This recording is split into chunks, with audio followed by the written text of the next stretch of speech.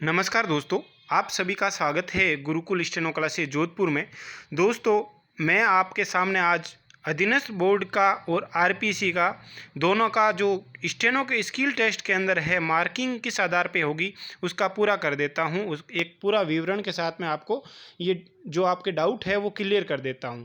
मैंने सुबह वीडियो के अंदर इसीलिए टाइट मार्किंग करके बताया था क्योंकि ताकि आप ज़्यादा से ज़्यादा तैयारी कर सको। अब देखो, आपको मैं प्रूफ के साथ बताता हूं कि किस आधार पे 2011 के अंदर मार्किंग हुई थी।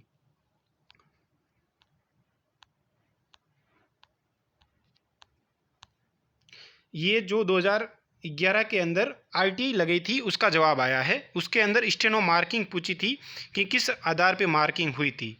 तो इसके अंदर देखो, आप हिंदी स्टेनो के अंदर किस आधार पे हुई थी और इंग्लिश स्टेनो के अंदर किस आधार पे हुई थी, तो इसको समझिए। पिछली बार क्या था? पहली बात तो 50 नंबर का था पेपर। दूसरी चीज़, उसके अंदर स्पीड 80 की थी और इस बार स्पीड क्या है आपकी 100 है, प्लस एक ही पेपर है। चाहे आप हिंदी करो चाहे चाहे आप इंग्लिश करो, दोनों में से एक करना है। तो इसलिए थोड़ी सी मार्किंग आपके इस बार आपके 10% मार्किंग टाइट होने के चांस है, जो मैंने सुबह भी बता दिया था। किंतु आपको एकदम प्रूफ के साथ 2011 का जो था मार्किंग वो क्लियर कर देता हूँ। 2011 के अंदर क्या हुआ था, आपके कुल 800 शब्द थे। उसमें 80 शब्द प्रति मिनट से गति थी। कुल 50 नंबर का पेपर था। पहला पेपर हिंदी स्टेनो का था, दूसरा इंग्लिश का था। दोनों पास करने अनिवार्य थे। अब उसके अंदर कैसे थे, एक गलती होने पर नंबर काटे गए 0.101 0.1 ठीक है, 0.010, यानी कि 0.10 आपके नंबर काट लिए गए। 10 गलतियां होने पर 50 में से एक नंबर काटा था। कितनी गलतियां? 50 में से होने पर 50 गलतियां होने पर एक नंबर काटा था। और इस बार पेपर एक है, ध्यान रखना, इस बार पेपर एक है, स्पीड 100 की है और एक ही पेपर के अंदर है, तो मार्किंग टाइट हो सकती है।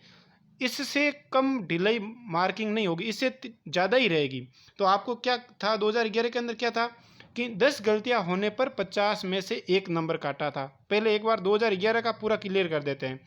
कितनी थी? 10 गलतियां होने पर 50 में से एक नंबर काटा था, क्योंकि पिछली बार 50 नंबर का पेपर था। फिर उसमें क्या है, दो आधी गलतियां होने पर एक पूरी गलती मानी थी। दो आधी गलतियां होने की, आधी आधी गलतियां है तो उसको एक गलती माना है। मतलब आधी आधी गलतियां करके अगर 20 गलती होती तो आपके 10 गलती मानी जाती थी। उसमें यदि कोई कुल अभ्यर्थी 320 गलतियां करता है, 800 शब्द में से 320 गलतियां करता है, तो उसके 50 में से 32 नंबर काट लिए जाएंगे। यानी कि आपके 50 में से 32 नंबर उस समय काटे थे 2011 के अंदर, और कुल 50 में से 18 नंबर प्राप्त होंगे। पिछली बार जो था वो 18 प्रत्येक सब्जेक्ट के अंदर, हिंदी स्टेनो और इंग्लिश स्टेनो में 18 नंबर लाने थे। 18 यानी 36 नंबर, 18 आपके ओबीसी जनरल वालों के लिए 18 नंबर लाने थे, और वो 18 नंबर यानी कि 36। अब पिछली बार तो एक दो पेपर थे, इसलिए ये इस प्रकार की मार्किंग थी। इस बार है आपके एक पेपर, उसकी मार्किंग अभी थोड़े दिन बाद में गाइडलाइन जारी हो जाएगी, उसके साथ भी आपके आ जाएगी। अब देखो इसको इस प्रकार, 50 में से 18 नंबर प्राप्त करने के लिए 800 शब्दों में से कुल 480 शब्द सही लिखने होंगे। यानी कि आपके 480 शब्द, 800 में से 480 शब्द तो आपको सही करने ही होंगे। ठीक है, पास होने के लिए ये 2011 का फॉर्मूला है। 2018 का जो अधीनस्थ बोर्ड करवा रहा है उसका ये फॉर्मूला नहीं है, ध्यान से समझना। इसका फॉर्मूला बिल्कुल चेंज हो सकता है और होगा चेंज। अब इसमें साथ में इंग्लिश स्टेनो भी थी, तो इंग्लिश में क्या मार्किंग थी देखिए। कुल 1000 शब्द, 100 शब्द प्रति मिनट से था। मार्किंग क्या थी? प्राप्तांक 50 नंबर थे। अब इसका आधार पे लगभग आपके हिंदी और इंग्लिश दोनों का इसका डबल मार्किंग होके इस आधार पे हो सकता है। एक गलती होने पर काटे गए अंक 0.07 आपके नंबर काटे थे, यानी कि 15 गलतियां होने पर 50 में से एक नंबर काटा गया। किसके अंदर? इंग्लिश के अंदर। इंग्लिश के अंदर कितने नंबर काटे गए? 15 गलतियां होने पर 50 में से एक नंबर काटा गया था। क्यों काटा गया था? अब देख लो, आप इस चीज़ को अच्छे से समझो। 100 की स्पीड थी, 100 की स्पीड थी, तो इसलिए इसमें नंबरिंग क्या था, इसमें गलतियों का मार्जिन भी ज़्यादा दिया था और दोनों टेस्ट थे। इसलिए यानी 15 गलती का एक नंबर कटता था, उसके आधार पे 36% नंबर लाने थे, यानी कि 18 नंबर लाने थे। वो कितने थी? 480 शब्द गलतियाँ करता है तो 50 में से 32 नंबर काट लिए जाएंगे और कुल 18 नंबर प्राप्त होंगे, यानी कि 32 नंबर काट लिए जाएंगे आपके, कितने में से, उसमें 50 में से 480 गलतियां होने पर, ठीक है, और 18 नंबर प्राप्त होंगे, यानी कि आपके 480 गलतियों वाला पिछली बार पास था। 480 गलतियों वाला वो किस में था, इंग्लिश स्टेनो के अंदर, 1000 वर्ड के अंदर। अब हिंदी स्टेनो के अंदर और इंग्लिश स्टेनो के अंदर दोनों का अधीनस्थ बोर्ड किस आधार पे क्राइटेरिया करता है, लगभग इसी तरह का फॉर्मूला रहेगा आपका। अब इसको मैं सबूत के साथ बता देता हूं कि किस प्रकार का था। इस प्रकार कम से कम 50 में से 18 नंबर प्राप्त करने के लिए 1000 शब्दों के कुल शब्दों में 520 शब्द तो आपको सही लिखने ही होंगे। अब ये चीज़ क्लियर हो गई कि 320 वाला पास नहीं है, 520 तो शब्द आपको इंग्लिश के अंदर सही करने ही थे पिछली बार 2011 के अंदर। ये चीज़ इस आरटीआई के अंदर भी दे रखी है, आपको मैं बता देता हूँ पूरी आरटीआई के साथ में। ये देखो इंग्लिश के अंदर क्या था, हिंदी के अंदर है, ये हिंदी का पूरा है, 800 शब्द थे, 80 पर मिनट, 10 मिनट का टेस्ट था।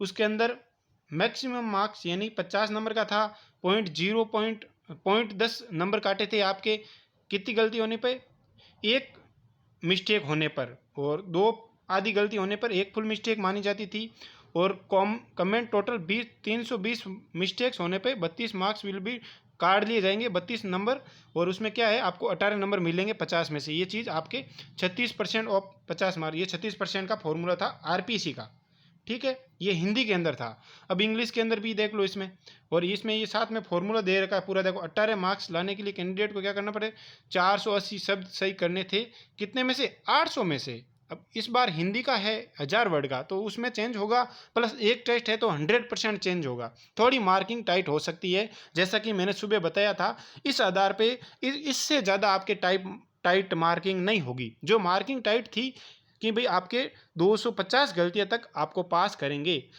250 से ज़्यादा भी जा सकता है, कम नहीं रहेगा, ठीक है। और वो किस आधार पे रहेगा वो अभी आपको थोड़े दिन में पता भी चल जाएगा, पूरा गाइडलाइन आएगी इसकी किस आधार पे रहेगा। अब 2011 का ये देखो, इसके अंदर ये तो इंग्लिश का था, अब हिंदी का था, अब इंग्लिश का देखो, ये चीज़ इसमें भी दे रखी है, ठीक है, इसमें दे रखी है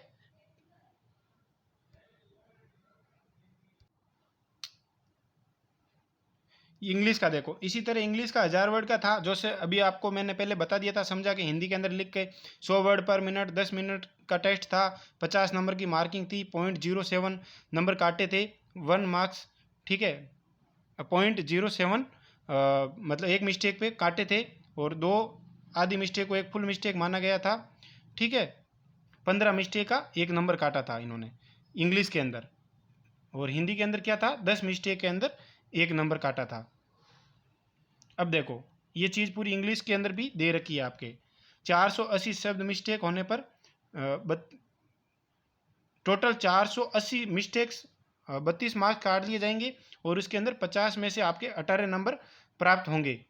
इस बार क्या है आपको 36%, यानी कि एक ही पेपर है आपका इंग्लिश का और हिंदी का, दोनों में से एक टेस्ट देना है आपको। तो ध्यान रखना इस चीज़ का कि आपको इस बार 100 नंबर का पेपर है और 100 की स्पीड है और एक ही पेपर है, तो इस बार मार्किंग थोड़ी अलग होगी और पूरी तरह से अलग होगी। जैसा कि मैंने आपको सुबह बताया था कि इस आधार पे मार्किंग हो सकती है, आप लोगों को इसलिए ज़्यादा बताई थी, आप स्टेनो की तैयारी कर रहे हो तो स्टेनो के अंदर ये रहता है कि भाई आपके 10% या 15% से ज़्यादा मिस्टेक आनी नहीं चाहिए, आप तैयारी करो।